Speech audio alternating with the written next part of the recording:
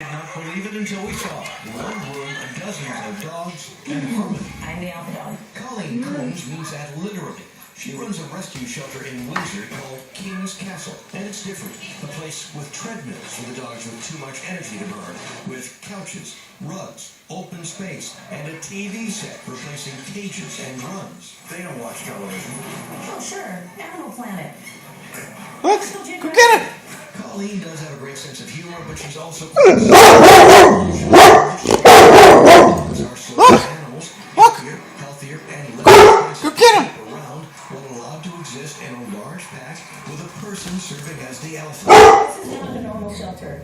But if you were looking to adopt a dog, if you saw dogs adopt an environment, you would know more about that your family than you would from a dog that's in a cage.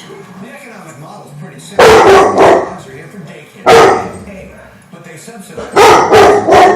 Jakey sits in a until Keelsburg kennel and socialized him. She's an aggressive Look at him now. He was afraid, and basically he'd been locked in his lab, been picked on, and so the only thing he knew was not anymore. It's kind of difficult for a dog to hold a grudge after entering a utopia. In Windsor, Wayne Friedman, ABC 7 News. It's amazing. You'd think the dogs